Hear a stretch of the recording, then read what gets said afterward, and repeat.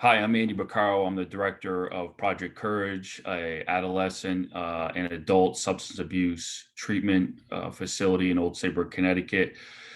And I'm speaking today on underage drinking on behalf of East Haddam Youth and Family Services. And I'm happy to be asked to do this.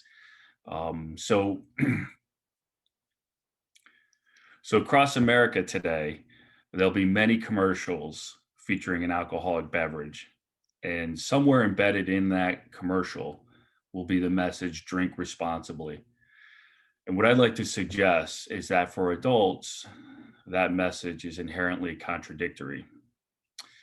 Alcohol is typically classified as a depressant, but we really need to understand how alcohol depresses or impacts the brain.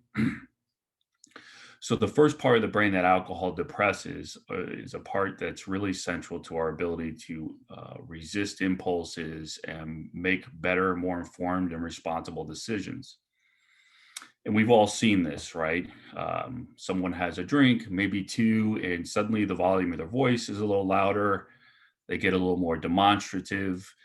Um, Maybe with another drink, they'll start to tell us how much they love us.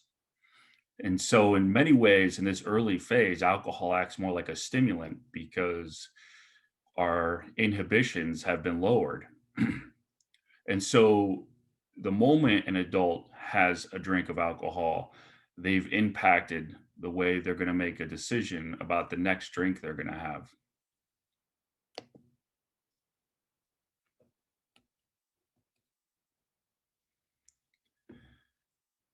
And as I share my screen here, we can see that the data really bears this out. In our country, about a third of adults actually don't drink at all.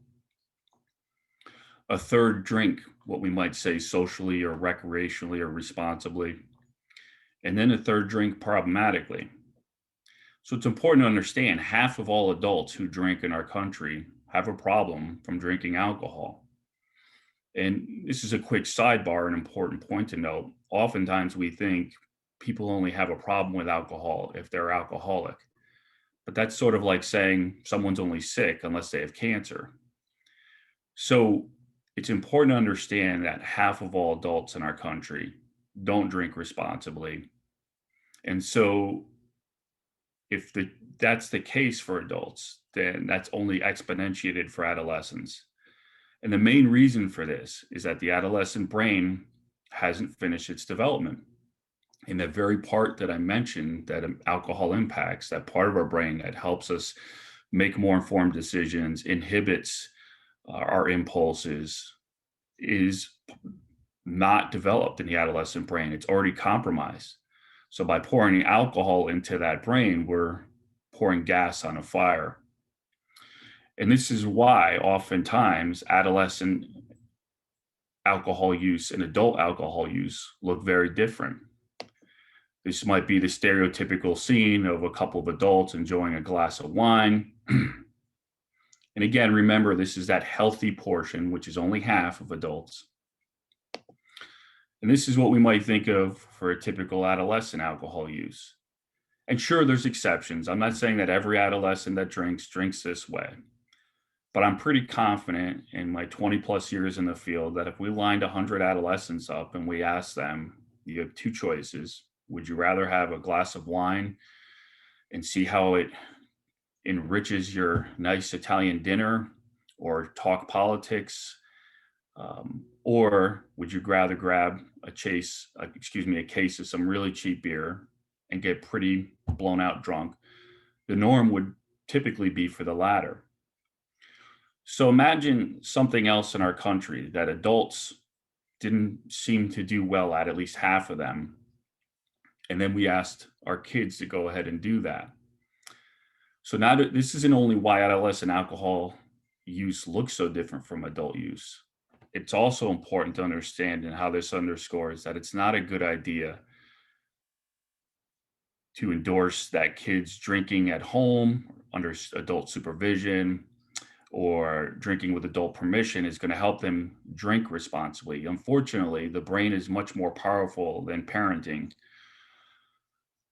And the likelihood of further alcohol use problems as a result of using at home under adult supervision is much more of what we see as an outcome.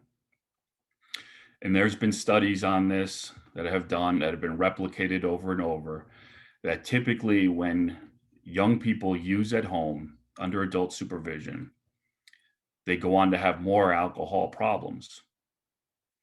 A lot of times I think this reasoning and this sort of myth is promoted is because of another myth that Europe has it figured out, and in European countries, uh, young people use all the time, and it's part of their culture. But unfortunately, that's just not the case either. There's been studies done, again, more than one, that have been repeated, and the frequency of alcohol use in European countries is much higher than it is here in the US. And the problems associated with that increased alcohol use are also much more significant. So Europe doesn't have it figured out.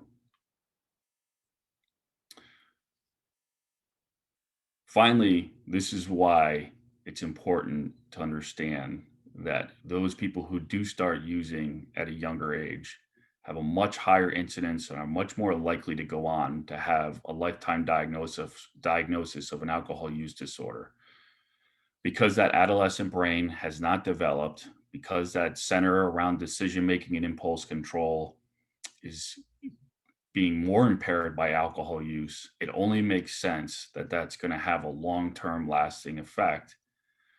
So to talk about drinking responsibly really is to talk about doing everything we can to prevent adolescents from drinking. The further out we push that first use, we know that the less likely that they're going to have additional problems resulted to alcohol use, including having a alcohol use disorder.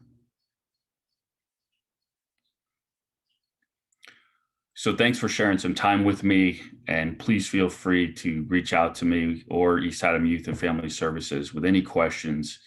We're here to help.